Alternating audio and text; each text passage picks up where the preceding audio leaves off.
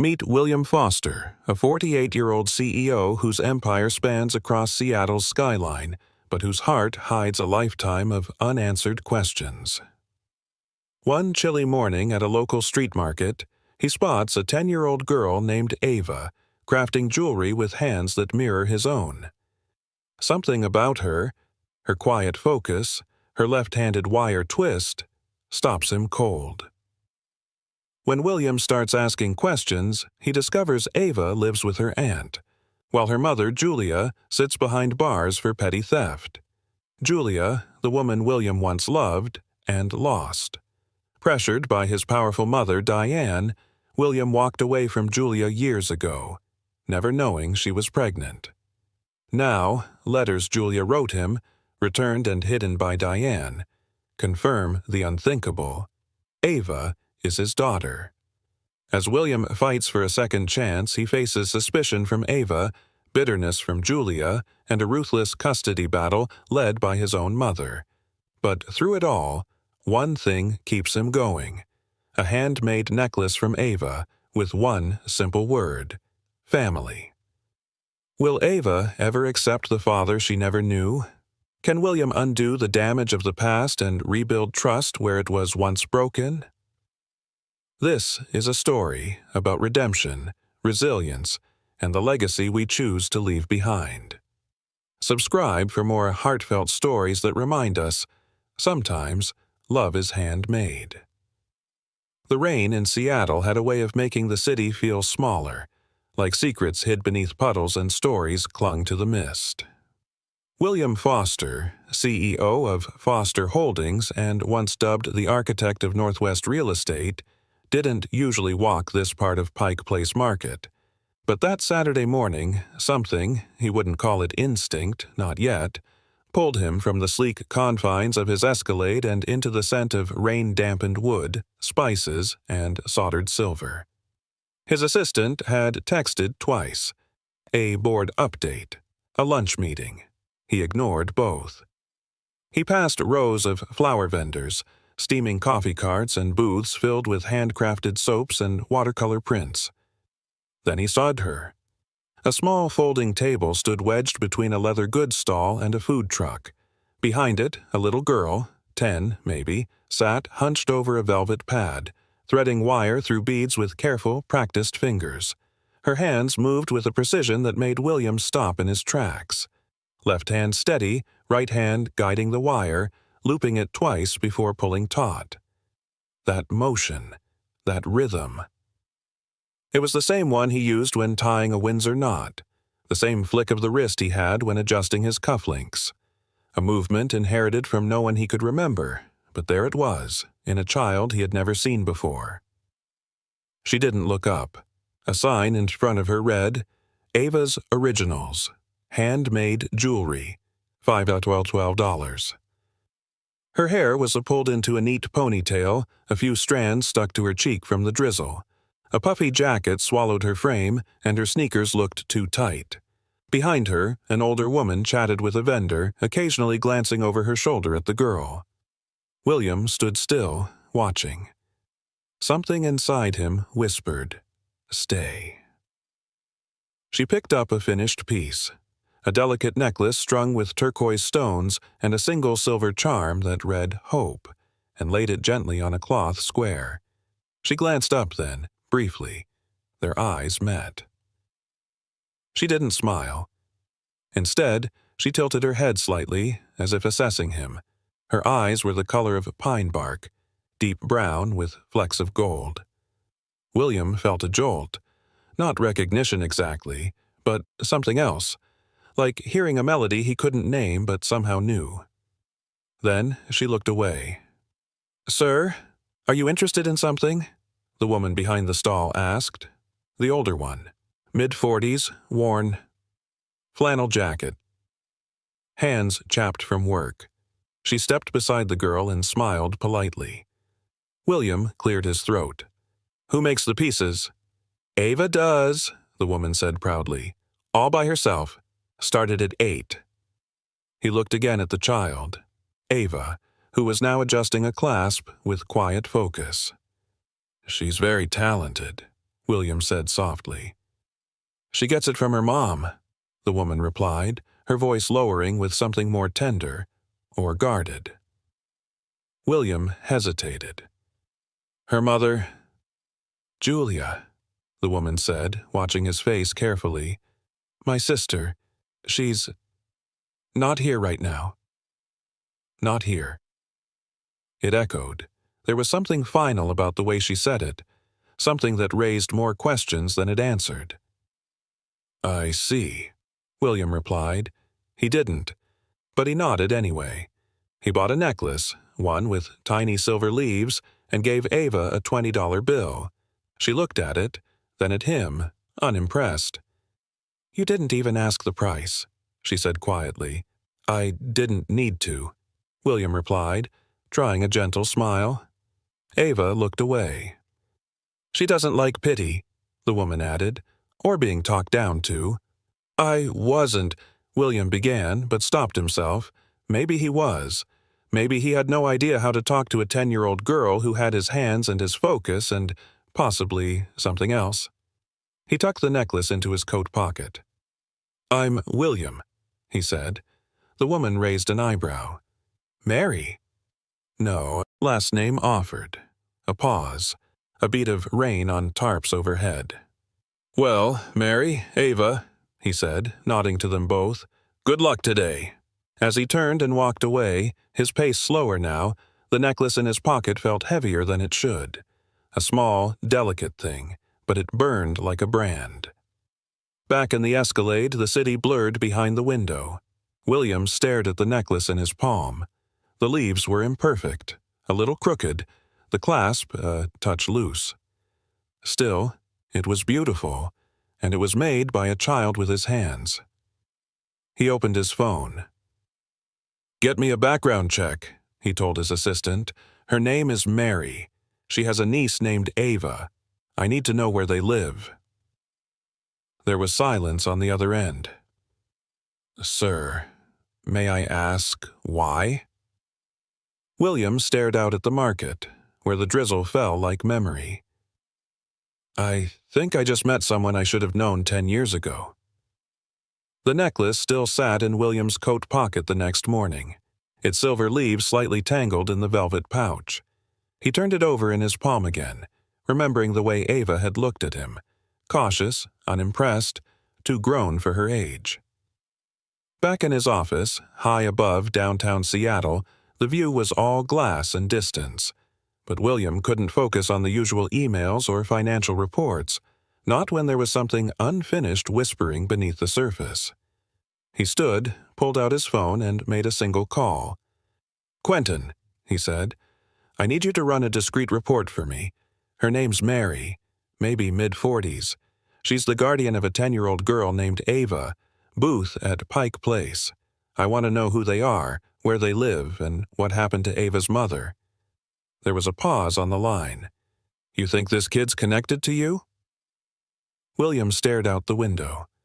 I don't know, but I can't shake the feeling. By nightfall, Quentin had sent over a thin folder. William opened it in the quiet of his study, pouring a glass of bourbon he didn't touch. Ava Wilson, age 10, lives with maternal aunt Mary Ellis in a small apartment in Rainier Valley. Mother, Julia Ellis, currently incarcerated at Monroe Correctional Complex. Charges, second-degree theft. Sentence, 18 months. Eligible for early release in 6. William sat very still, Julia. He hadn't heard that name in 15 years. Julia, with the quiet eyes and contagious laugh. Julia, who used to hum while she read, who smelled like rain and lemongrass tea, who once told him he didn't know how to slow down. And she was right. She'd been a graduate student when they met at an event at the Seattle Art Museum. He'd been rising through the ranks of real estate, barely 30, running on ambition and insomnia. He'd fallen fast. She had, too, he thought, until one day she simply disappeared. No note, no goodbye, just gone. He had tried to find her for months, until his mother, Diane, made it clear she'd been a temporary distraction, said Julia had transferred out of state, that she was doing what's best for everyone, and William, young, overworked, exhausted, let it go. But he never really let it go. Now, her daughter was threading wire in a street market with his hands. He called Quentin again. "Get me the number for Mary Ellis. I need to talk to her." The next day, a meeting was arranged. Mary agreed to meet at a quiet cafe in Beacon Hill. She chose the back table, her posture straight, coat zipped up despite the warmth inside. "You're the man from the market," she said as he approached. "Ava mentioned you." William sat down, gently placing the necklace on the table between them. "I wanted to talk about Julia." Mary's eyes narrowed. "Why?" "Because," he said, voice steady, "I think I might be her daughter's father." The words changed something in the air. Mary looked down at the necklace, then at him. "Took you long enough?" William swallowed. "I didn't know. Julia never told me. I thought she left on her own," Mary scoffed, bitterly. "She didn't. Your mother made sure of that." He blinked. "My mother?" Mary leaned forward, lowering her voice. "Julia loved you, but she got a visit. A woman in a pearl brooch, offering her money to disappear. Told her you had a future and she'd only hold you back." William felt something icy crawl down his spine. "I never knew." "She tried to write you," Mary continued, "several times, but every letter came back unopened. Your mother had them returned, marked moved." William closed his eyes. He could see Diane doing exactly that. Elegant, calculated, ruthless when it came to protecting the family name. "Julia didn't want Ava growing up resenting you," Mary added, "so she never said your name, just that her father wasn't around." "And now?" William asked quietly. "Now Julia's in prison and Ava's asking questions. She wants to know where she comes from." He nodded, breath shallow. "I need to see her again. Ava, not as a stranger, just someone who cares." Mary studied him. "You care now. But where were you 10 years ago?" William didn't flinch. "I can't undo the past, but I can be here now, if you'll let me." Mary didn't respond right away. She reached into her bag and pulled out something folded. A letter, worn at the corners. She slid it across the table. It was addressed to William, in Julia's handwriting. "I found it in one of her books," Mary said softly. "She never mailed it, maybe because she figured it was pointless." William opened it with trembling hands. The ink was smudged, but the message was clear. "I don't know if you'll ever read this," Julia had written, "but if you do, just know I named her Ava because it means life, and she was mine the moment I knew I had to let you go." William couldn't speak. He pressed the letter to his chest, eyes burning. "She's your daughter, isn't she?" Mary said gently. William nodded, and for the first time in years, he didn't feel powerful. He felt small, broken, and suddenly filled with a purpose that had nothing to do with boardrooms or buyouts. "Then you'd better figure out how to prove it to her," Mary said quietly. "Because that girl, she doesn't trust easy." The letter still shook in William's hands as he stepped into the library on the east side of his penthouse. The one Julia had once said felt too cold, too staged, too much like a lobby instead of a home. Her handwriting lingered in his mind, every loop and curve seared into memory. "I named her Ava because it means life." And he had missed all of it. The birth, the first steps, her voice, her questions. His mother had stolen those years with the precision of a scalpel, quiet, clean, irreversible. William opened his safe and pulled out a small mahogany box. Inside were letters from clients, press clippings, and one fading photograph from 15 years ago. Julia, laughing on a ferry ride to Bainbridge. Her hair pulled back in the wind, her eyes alive, her arm hooked in his. He hadn't looked at this photo in over a decade. Now, he couldn't look away. He dialed his mother's number. Diane Foster answered on the second ring, her voice crisp and detached as ever. "William, I'm in the middle of a lunch with Senator Keller. Can this wait?" "No," he said flatly. "It can't." A pause. "What's wrong?" "You told me Julia left. You told me she transferred. You said she didn't want to be found." Another pause. A quieter one. William pressed. "You intercepted her letters." "I protected you," Diane said coolly. "She was beneath you. You were set to acquire the Rainier Tower at 32, and she was a graduate student with no connections, no family wealth.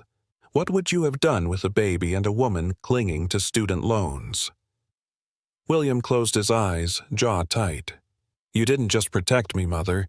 You erased part of my life." Diane exhaled, slow and patronizing. "And look where you are now. Top of your game, no scandal, no weakness." "I have a daughter," William said quietly, "and I'm going to be in her life." Diane's silence was sharp as glass. Then she said, "You're making a mistake." William didn't answer. He simply ended the call. 3 days later, Mary met him again, this time at her apartment. It was a narrow walk-up tucked between a laundromat and a Mexican bakery, with cracked steps and rusted railings. But it felt lived in, worn but cared for.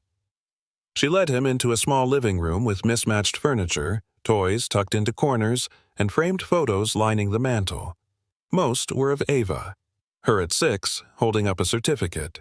Her at 8, dressed as a ladybug for Halloween. One showed Julia in a hospital gown, holding a newborn. Her face pale, tired, but proud. "I figured it out last night," Mary said, handing him a folded paper. She kept every letter that came back marked "Return to Sender," postmarked with your mother's private office address. William stared at the envelope. Julia must have felt so abandoned. "She was heartbroken," Mary replied, her voice thick. "But she never said a bad word about you. Not once." They sat in silence for a moment, the hum of the refrigerator filling the quiet. "I want to see her," William said. "Julia. I need to. She's at Monroe. Minimum security. Visitors allowed on weekends." Mary studied him. "But don't go there expecting absolution." William looked up. "I'm not. She has every reason to hate you." "I know," he whispered, "but I have to face it." Before he left, Mary handed him something Ava had made, a small bracelet of twisted copper wire and green beads. "She gave this to me last Christmas, said it was meant for someone who showed up." William traced the wire. One end looped in a spiral, then coiled tightly. The same design Ava had used at the market. "She remembers who matters," Mary said quietly. "If you want a place in her life, you'll have to earn it." William nodded, holding the bracelet like it might break. "Then I'll start now." That evening, William stood at the floor-to-ceiling windows of his penthouse. But for once, the view meant nothing. Seattle's skyline blurred as dusk fell. He'd spent his life building towers. Now he would tear down the walls between him and the only thing that mattered. Julia was still alive. Ava still had time. But the past wouldn't be buried easily, and Diane, his mother, would not back down without a fight. Still, the bracelet wrapped around his palm, tight like a promise. The prison gates clanged behind him as William stepped into the one place he'd never imagined visiting, not for business, but for forgiveness. Monroe Correctional Complex sat an hour outside Seattle, surrounded by tall pines and silence. A place that seemed designed not just to contain, but to erase. Inside, the waiting room buzzed with the soft hum of vending machines and the quiet tension of people holding hope in paper-thin layers. William sat down in the cold plastic chair assigned to him, his palms damp, the bracelet Ava had made resting in his coat pocket like a question he didn't know how to answer. He didn't know what Julia would say. He didn't even know if she'd agree to see him. But when the steel door creaked open and she walked in, wearing a beige uniform and no makeup, William's breath caught. She was thinner, paler. Her hair was tied back in a messy bun, a few strands gray now. But her eyes, those steady, unflinching eyes, hadn't changed at all. Julia sat across from him, folding her arms across her chest. "Well," she said calmly, "took you long enough." William swallowed, the words sticking in his throat. "Julia, I didn't know. Don't," she cut in, her voice quiet but sharp. "Don't sit there and act surprised. You left." "I didn't leave," he said desperately. "I thought you were the one who walked away." Julia tilted her head, skeptical. "So, I just disappeared? You really believed that?" "I tried to find you. I asked. My mother said you'd transferred, that you didn't want to be found." Julia gave a bitter laugh. "Of course she did." William leaned forward, elbows on the metal table between them. "She intercepted your letters. I found one of them. She returned them all. You tried. And I didn't know. I swear, Julia." Her expression shifted, the anger softening into something more guarded, but not yet trust. "She came to see me," Julia said after a pause. "Told me you were on the verge of buying your first tower, that a baby would derail everything. She offered money. I told her to leave, but when the letters came back, I figured you made your choice." "No," he said quietly. "The choice wasn't mine, and I'm sorry. For all of it." Silence settled between them again, heavy but not hostile. Finally, Julia spoke again. "Ava doesn't know about you." "I know," William said. "Mary told me. I met Ava at the market.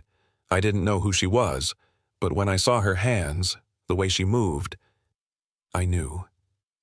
Julia looked away. "She thinks her dad was just someone I used to know, that he left before she was born.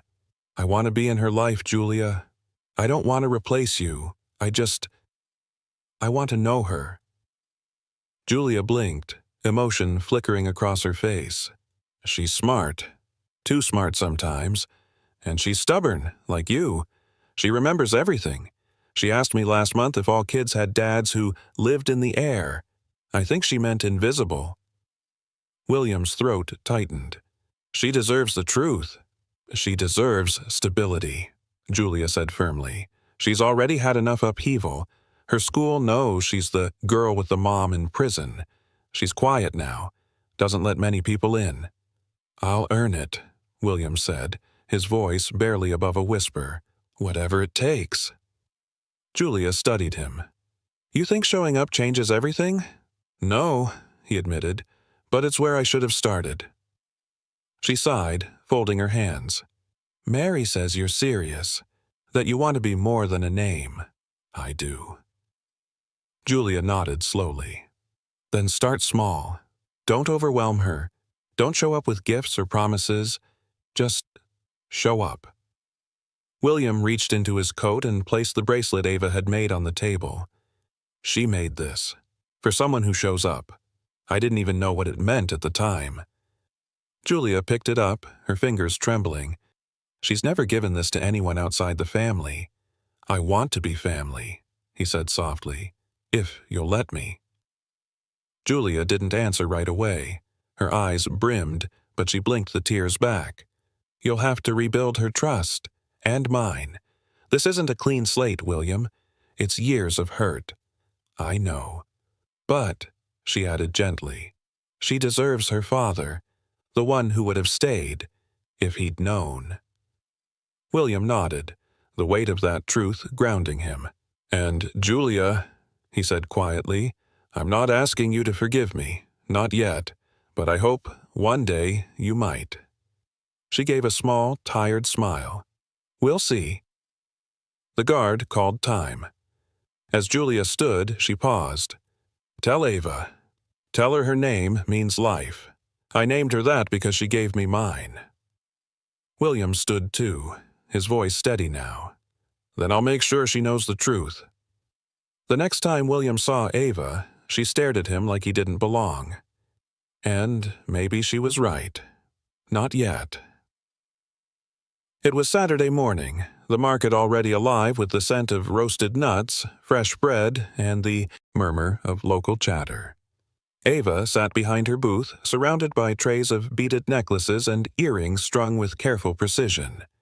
Her hands moved with that same deliberate grace that had stopped William in his tracks the first time, thumb and index finger twisting silver wire, pinky steadying the chain. She didn't look up when he approached. William paused a few feet away, taking in the little fold-up table, the worn chair, the tiny tin cash box she guarded like a vault. Mary stood a few stalls down, pretending to arrange scarves, but clearly watching. He cleared his throat. "You've added a new design." Ava didn't stop working. "You noticed?" He smiled gently. "Of course. That one, the one with the green stones. It's different, a new pattern." She looked up then, eyes guarded. "It's called a wish loop. Every stone's a hope." "That's beautiful," he said sincerely. "Do you ever keep any for yourself?" "No," she said flatly. "These aren't for me." William crouched to her level. "Can I buy one?" Ava paused, then shrugged. "You can, if you want. They're $15. He reached for his wallet, then stopped himself. Instead, he pulled out a small, neatly folded $20 bill he'd tucked away. Not the corporate card, not a shiny bill pulled from a designer clip. Just something simple.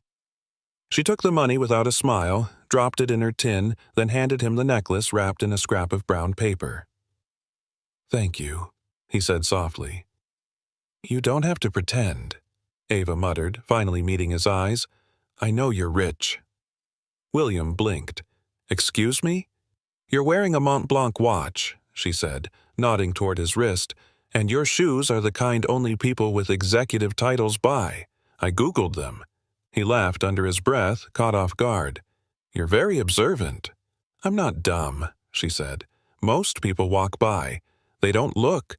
But you came back. Why?" William leaned in slightly. "Because I think you're amazing." Ava looked away. "You don't even know me." "Not yet," he said gently. "But I'd like to." She stared at him for a long moment. "Are you one of those guys who gives money to look good in the newspaper?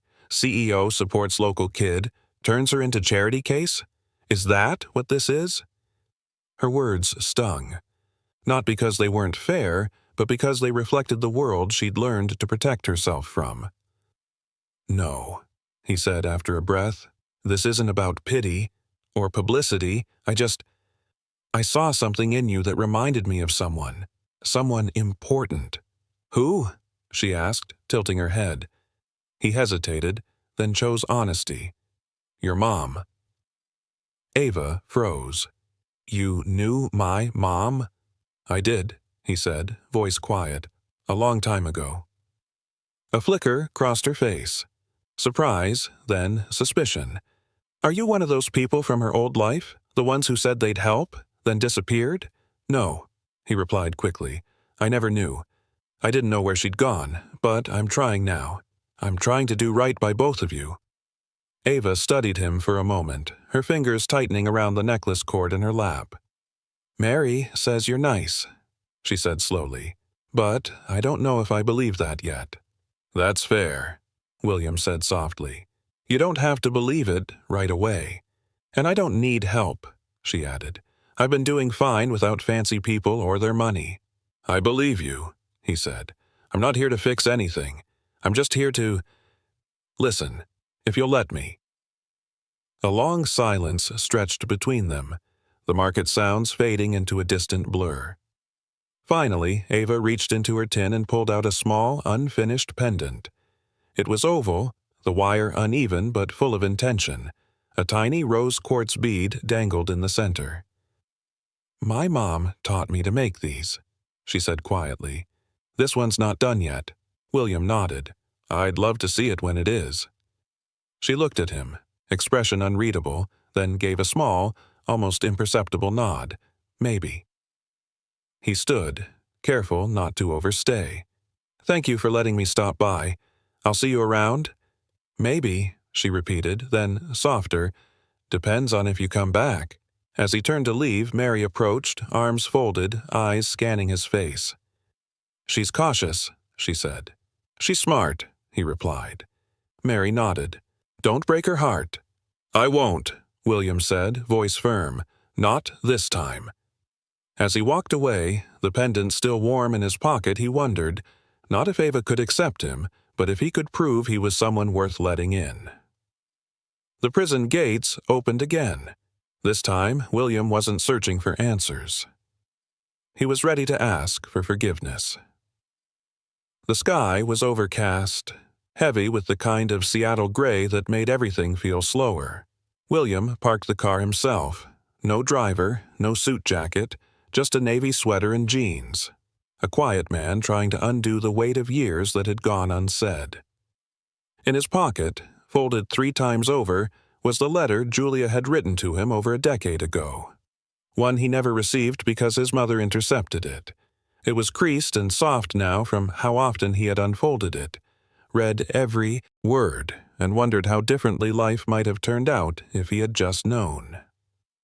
The visiting room was quieter today. A few murmured conversations echoed between partitions. The smell of burnt coffee lingered, stale but familiar.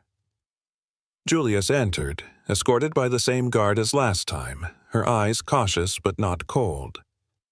William stood instinctively, heart thudding in his chest. "Julia." She nodded once, slow. "You came back." "I said I would," he replied softly, sitting down across from her. "I meant it." A long pause passed between them, their silence filled with the hum of fluorescent lights and the ache of everything they hadn't said. Julia leaned back, folding her arms. "So, what now?" "You met Ava. She's smart, stubborn, doesn't trust easy." "She shouldn't," he said. "She's protecting herself. I can't blame her." Julia tilted her head, eyes narrowing. "But you want her to trust you." "I do," he admitted, "but I don't expect it for free. I've got to earn that, beat." "She told me you bought a necklace," Julia said, her voice unreadable. "Said you didn't try to give her anything flashy, just listened." "I'm learning," William said, managing a small smile. "Slowly." Julia studied him. "What are you really doing here, William?" He hesitated, then pulled out the letter and placed it gently on the table. "I found this." Julia's breath caught. Her fingers moved slowly, brushing over the creases like she was touching a wound she thought had long scarred. She didn't open it. She didn't have to. "I wrote 5 of those," she whispered. "Only that one ever made it back, and it came back unopened, stamped with your mother's initials." William's face tightened. "I didn't know. I believed her when she said you left. I trusted her, and I never should have." Julia's voice cracked. "You think that helps? That it wasn't you? It was her?" "No," he said. "I know it doesn't fix anything. I know saying, 'I didn't know,' doesn't take away what it cost you." Her eyes brimmed, but she blinked the tears back. "I was scared, William. When Ava was born, I had nothing. Mary helped, but I was broke, desperate. And then the charges came. Petty theft. A few stupid mistakes because I didn't know how else to keep us afloat. I was just trying to feed her." William's throat tightened. "You shouldn't have had to do that alone." "I did what I had to," she said. "And now I'm paying the price."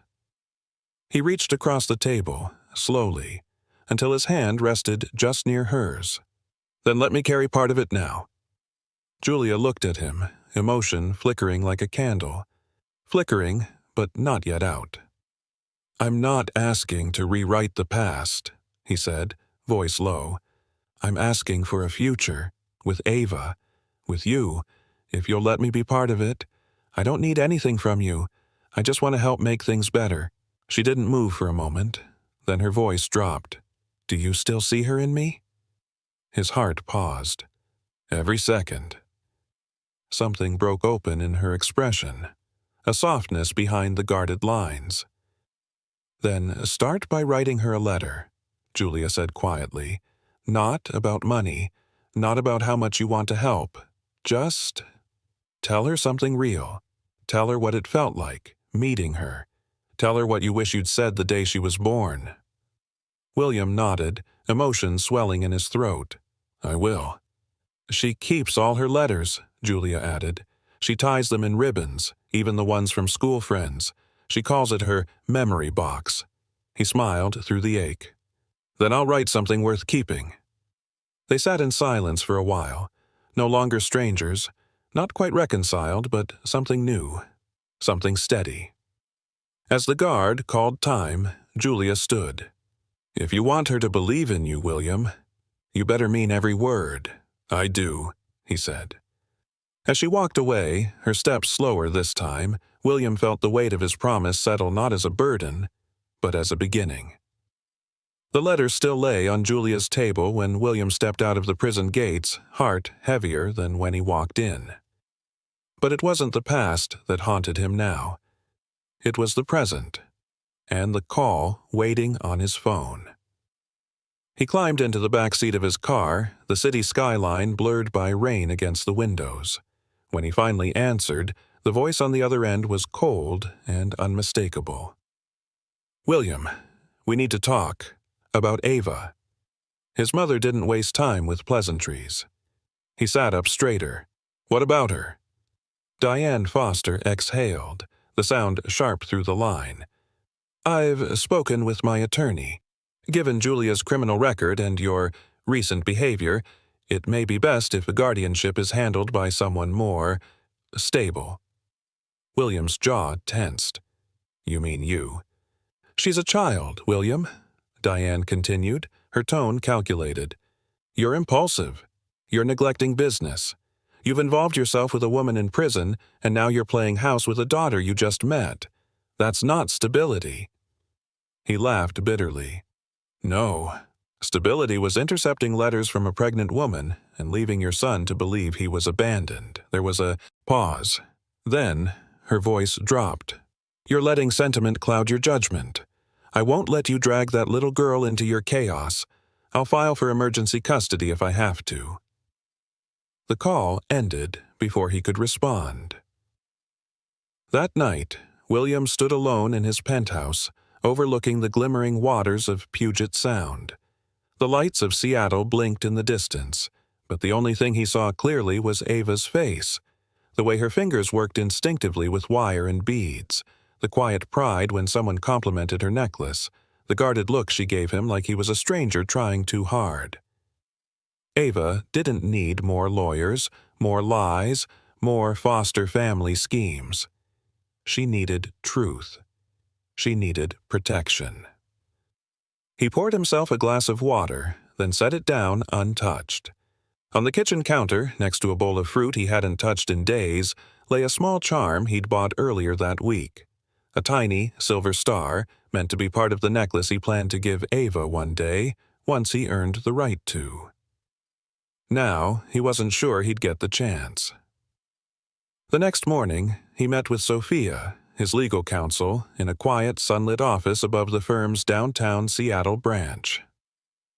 She listened carefully, flipping through paperwork as he laid out the situation. Diane's threat, Julia's incarceration, Ava's current living arrangement with Mary, and his own role in all of it. So, she said, adjusting her glasses, you're not listed on the birth certificate? No, he admitted. Julia tried. My mother blocked everything. Do you have evidence? William pulled out a folder. Inside, the returned letter from Julia stamped with Diane's initials. The handwriting was unmistakable. Sophia's brow arched. That will help. She paused, then added gently, if this goes to court, they'll ask about your lifestyle, your readiness, your motivations. They'll paint you as a wealthy man playing savior to fix past mistakes. Are you ready for that? He met her gaze. I'm not trying to save anyone. I'm trying to show up. Sophia nodded. Then we start with filing for recognition of paternity and requesting joint guardianship, contingent on Julia's release. In the meantime, we prepare for a custody challenge." William leaned back, his heart thudding. It was going to be a war. And the battlefield would be Ava's future. That night, he returned to the market where he'd first seen her, just to watch from a distance. Ava was under the blue tarp again, her table cluttered with handmade earrings and braided leather bracelets.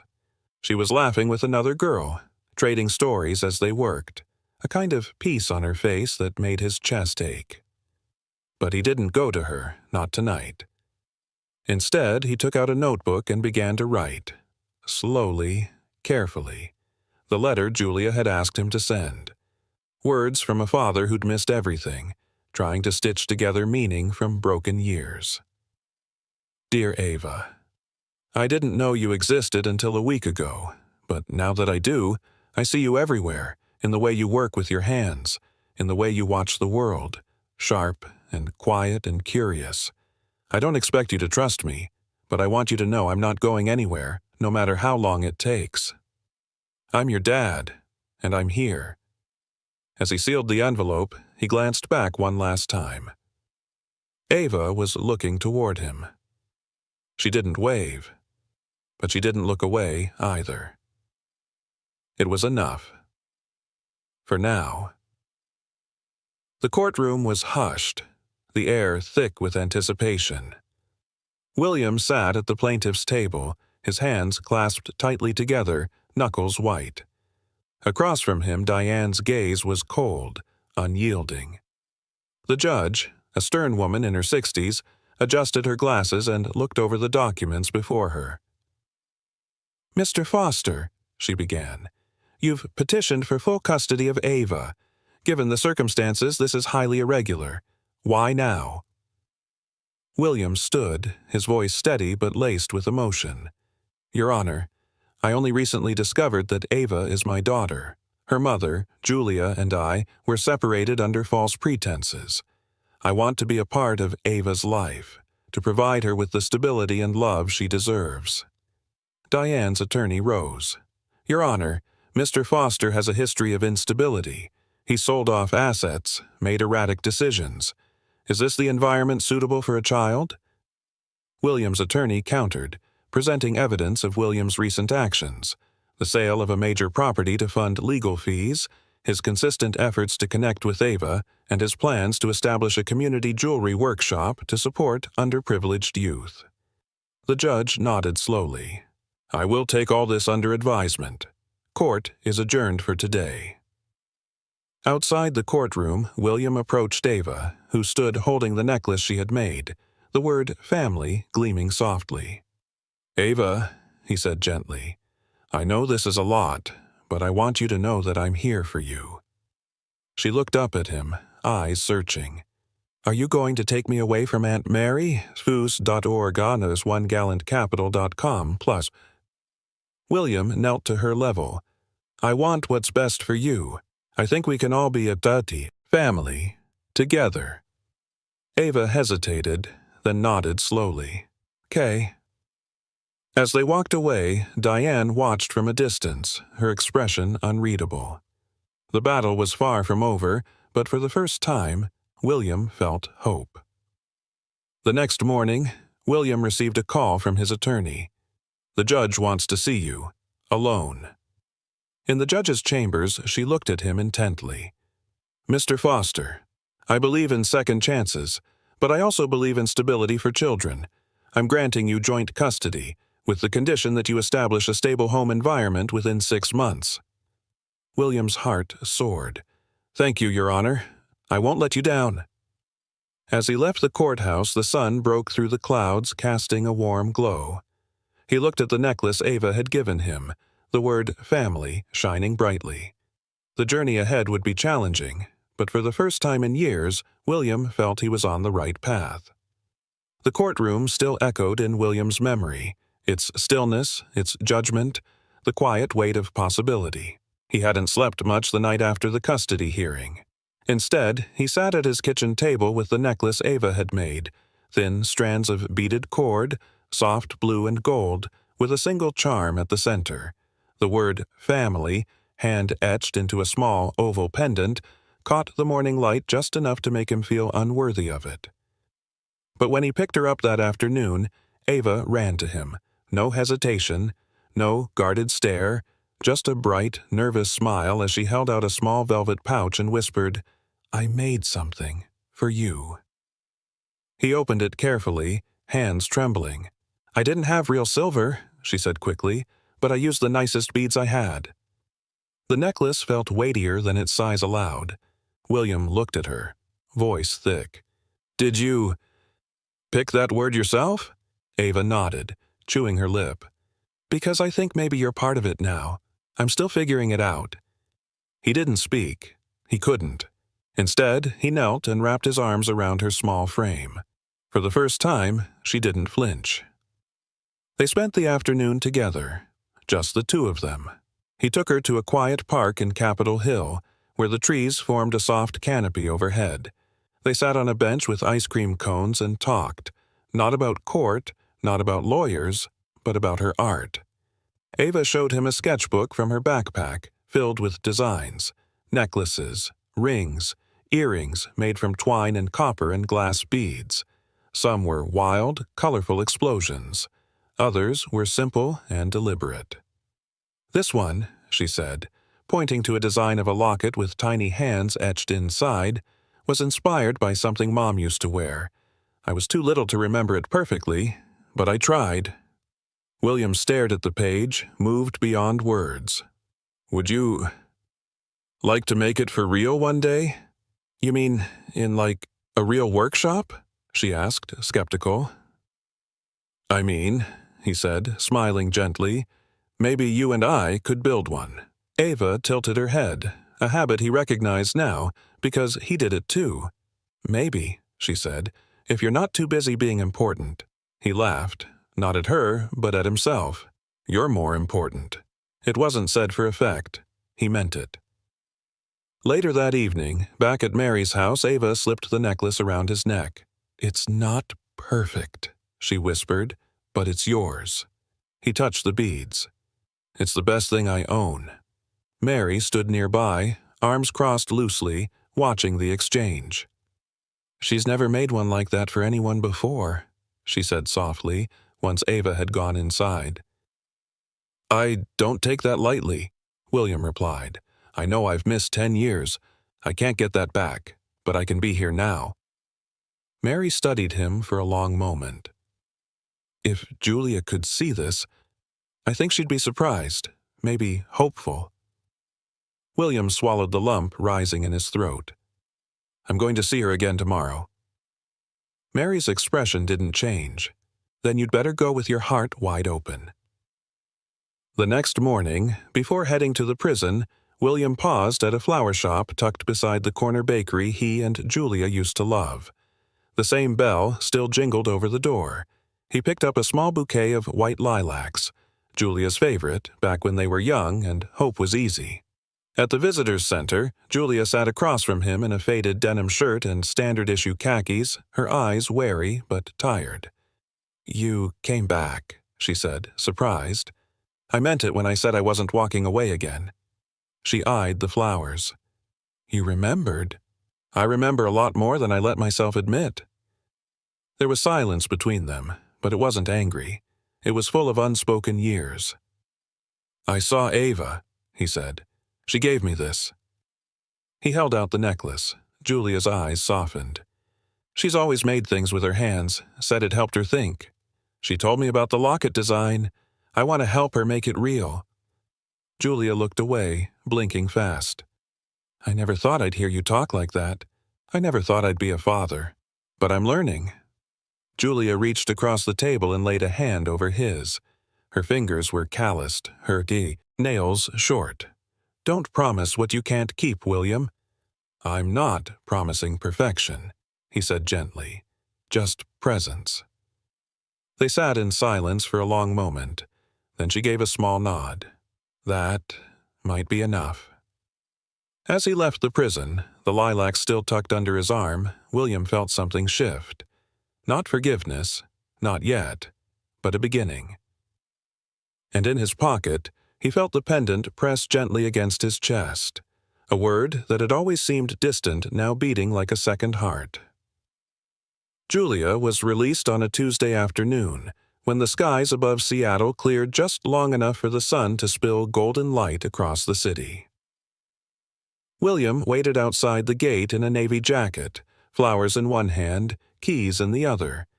He stood straighter when he saw her, but his eyes softened as she stepped through the chain-link entrance, carrying a brown paper bag and wearing a thin sweatshirt that didn't shield her from the cold. No guards, no shackles, just silence, and then a cautious smile. "Hey," she said, brushing hair from her face. "Hey," he replied. "I didn't bring a parade, just these." He handed her the flowers, white lilacs, fresh and wrapped with twine. Her fingers trembled slightly as she accepted them. "You remembered." "I never really forgot." Julia looked down, then back up. "So, what now?" William gestured toward the black sedan idling at the curb. "We get you home. Ava's been counting the days." The drive back to Mary's house was quiet but warm, the kind of silence filled with unspoken gratitude. William stole glances at Julia as she stared out the window, her face weathered but calm. There was strength in her stillness. When they arrived, Ava burst through the front door before the car even stopped. "Mom!" Julia barely got the door open before her daughter flew into her arms. They both fell into the driveway gravel, laughing and crying as if time hadn't passed, only paused, just long enough for this reunion to matter more. William stood a few feet back, his eyes burning. Mary watched from the porch, arms crossed and smiling. "You did good," she said softly. He nodded once. "We're not done yet." Later that night, after dinner and hours of stories, William and Julia sat on the back steps of Mary's modest home, a string of fairy lights flickering above them. "She asked if she can stay with both of us," Julia said, watching Ava play in the yard with an old jump rope. "And?" William asked, careful. "I told her. Maybe, if we can agree on what that looks like." He nodded slowly. "I'm not trying to take her from you. I want to raise her with you, as equals." Julia chuckled dryly. "You don't remember, but the last time you said something like that, we were 19 and you were planning a house made of driftwood and promises." He laughed softly. "And a rooftop garden with fairy lights. And a recording studio in the basement," she added, smirking. They fell quiet again. The years between them still lingered like ghosts, but the space between their shoulders had closed. William reached into his coat and pulled out the necklace Ava had given him. He held it out. "She made this, for me, after the hearing." Julia took it gently, thumb running over the word etched into the charm, family. "She's always known how to speak without words," she whispered. "She made something for me too, in prison, a small bracelet, just wire and paper beads. The guards let her send it. I wore it every day." They sat there, letting the moment settle. The yard lights buzzed softly. Ava's laughter rang out again. "She forgives easier than I do," Julia said finally. "But I'm working on it." William looked down at his hands. "I'm not asking for your forgiveness, just your trust." "That's harder," she admitted, "but maybe not impossible." He looked at her then, eyes honest. "So, co-parenting?" Julia smirked. "Trial basis, with shared custody, and no early morning text blasts." "Deal," he said, extending a pinky. She laughed, hooked hers through his. "We're really doing this, aren't we?" Ava skipped toward them just then, cheeks flushed. "Mom, Dad, guess what?" she said breathlessly. They both froze. She'd never called him that before. Ava didn't seem to notice. "I've been thinking, what if we make a jewelry stand together, like a real one? Maybe sell at the farmer's market next month?" William swallowed. "That's a great idea, sweetheart." Julia knelt beside her. "We'll need supplies. And a name." Ava thought hard, then grinned. "How about Trio Sparkle?" William chuckled. "I love it." The three of them sat in the grass, planning, sketching, laughing like it wasn't their first night together under the same stars. But for all the joy, William knew something else was coming. Diane hadn't made another move, not yet, but silence from her was never peace. It was strategy. Still, in this moment, under this sky, with Ava's arms around them both and the necklace warm against his chest, William allowed himself to breathe. The morning sun spilled across the Foster Enterprises boardroom table, but the warmth didn't reach Diane's face. She sat at the head, impeccably dressed in navy and pearl, fingers laced beneath her chin. Around her, the executives murmured softly, eyes flicking between one another, tension thick as fog. Something had shifted. Diane noticed it immediately. "Let's begin," she said coolly, opening the leather binder before her. But before she could speak another word, the door opened. In walked Charles Levitt, one of the longest-serving board members and a quiet ally of William's. He set a thick folder on the table and slid it forward without speaking. Diane's eyes narrowed. "What's this?" Charles met her gaze evenly. "Documentation. From internal counsel. Regarding intercepted personal correspondence, unauthorized use of the company funds for private legal battles, and manipulation of executive scheduling." A beat of silence followed. Diane's voice sharpened. "I assume this is a joke?" "It's not," Charles replied calmly. "These were sent anonymously, but we verified the letterheads. You returned Julia's letters without informing your son. You attempted to sabotage his custody case. And you misused discretionary budgets to pay off the lawyer who filed the false claim." The boardroom fell into a stunned hush. Another executive, a woman named Tanya, folded her arms. "Is it true, Diane, that you bribed the family court official?" Diane stood abruptly. "I did what was necessary to protect this family's legacy. William was being reckless, emotional. He let sentiment blind him." "No," Charles said, voice quiet but firm. "He finally saw clearly. You just didn't like what he saw." Diane's lips parted, the fight still in her, but the silence around her was louder than her defense. The loyalty she'd once commanded had eroded. Tanya leaned in. "We're calling for an emergency vote of confidence." Diane's jaw tightened. "You don't have the numbers." "We do," Charles replied, "and the documents to support it." One by one, hands rose around the table. She didn't stay to see the final count. By evening, Diane sat alone in her penthouse, the skyline stretching beyond her floor-to-ceiling windows like a world that had moved on without her. The television played quietly in the background, local news full of morning market updates and ribbon-cutting ceremonies.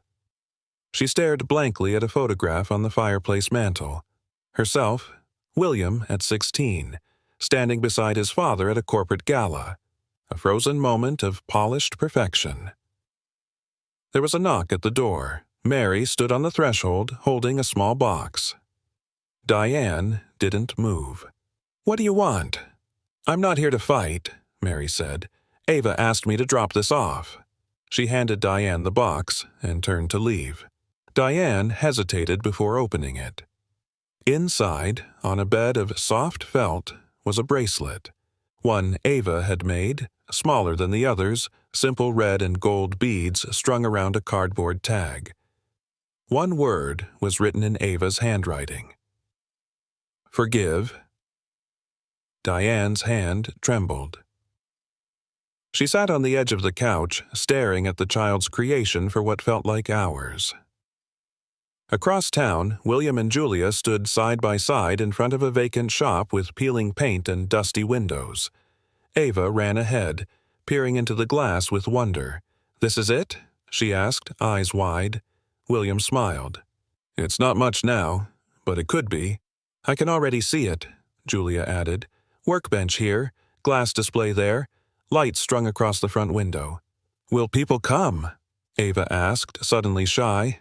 They will, William said, because what we'll build here won't just be about jewelry. It'll be about stories. Like mine? Ava whispered. He knelt beside her. Especially yours. Julia reached into her coat and pulled out a folded piece of paper. I've been working on a name. Ava took it and opened it carefully. Her eyes lit up. Trio Sparkle, handmade with heart. I love it. William's phone buzzed in his pocket. He checked it. An unknown number with a short message. I stepped down. I'll stay away, but tell her. The bracelet is beautiful. He looked up, breath catching, and then showed the message to Julia. She still has a long way to go, Julia said softly. So do we, he replied. Ava reached for both their hands and squeezed. Let's start here. They turned to the old storefront again. For now, it was just brick and glass. But to the three of them, it already shimmered. The sign over the door read Trio Sparkle, painted in Ava's careful handwriting, accented with 3 tiny stars above the name. The storefront on Cherry Street still smelled faintly of paint and sawdust, but inside the light was warm, golden, and full of something more than electricity. Legacy. Opening day had arrived. William stood near the back wall, adjusting a wooden shelf lined with handmade bracelets. He wore the necklace Ava had given him. Family, resting just over his heart. Every time he looked at it, he remembered how far they'd come. Julia was behind the counter, her hands surprisingly steady, arranging a tray of gemstone earrings. Her eyes flicked up every few seconds, watching Ava. And Ava. She stood by the front door, in a pressed white dress with bead accents she'd sewn herself, fingers fidgeting at the edge of her pocket. "Mom," she whispered, "what if no one comes?" Julia smiled softly and walked over, placing a hand on her daughter's back. "People don't come just for jewelry, Ava. They come for connection, and no one creates that better than you." William joined them at the door. "Besides," he said gently, "we already have the most important people here." At that moment, the bell above the door chimed, then again and again. First came Mary, arms full of fresh flowers, then Sophia, William's attorney, holding a box of pastries. A young couple from the farmer's market followed, then a teacher from Ava's school, and a few older women from the community center who remembered Julia before everything fell apart. Each person brought something: curiosity, kindness, memories, and left with something more. By noon, the store buzzed with laughter and gentle conversation. People admired the custom designs, especially Ava's locket line, which she'd named Unbroken Things. A local reporter arrived with a notepad and warm smile. "This place, it feels like a story waiting to be told." "It already is," William replied. "It just took us a while to write it." Later that afternoon, when the foot traffic slowed, Julia disappeared briefly into the back room and returned with a surprise: a large canvas wrapped in brown paper. Ava tilted her head. "What's that?" "It's something we made together," Julia said, nodding at William. She unwrapped it slowly. The canvas revealed a painted family tree, but not in the traditional sense. Instead of branches, it was crafted from wire and beads, each section of the tree made from jewelry elements. The roots were copper spirals, the trunk wound with braided leather, and the leaves were glass gems. At the top, hanging from a golden hook, was the word "Begin." Ava blinked hard. It's us." William crouched beside her. "We thought we'd hang it right here, near the front, so people remember what this place is about." She leaned her head against his shoulder. "I'm glad you found me." He swallowed the lump rising in his throat. Me too, sweetheart. They stood there together, all three of them, arms linked, watching the light shift across the floor, the beads, the dreams. Outside, across the street, Diane stood behind the tinted window of a town car, her hands in her lap. She didn't get out. She didn't wave. But she watched. When the family tree was hung in the window and Ava stepped back to admire it, Diane finally reached for the bracelet beside her, the one Ava had sent. She slipped it onto her wrist. She didn't cry, but for the first time in decades, she didn't feel like she needed to control the ending. That evening, when the last customer left and the open sign was flipped to closed, William locked the door and turned to the two people who'd changed his life. "I was thinking," he said, "we could add a little workshop in the back, teach kids how to make things, maybe even sponsor local artists." Ava's eyes lit up. "Can we call it Sparkstar Studio?" Julia laughed. "I love it." They turned off the lights together. Not everything was fixed. Not every scar was gone. But the shop glowed from within, even as the night fell around it. And as William closed the door behind them, hand in Julia's, Ava skipping ahead, one truth settled quietly in his heart. This wasn't the end of the story. It was the beginning of everything that mattered.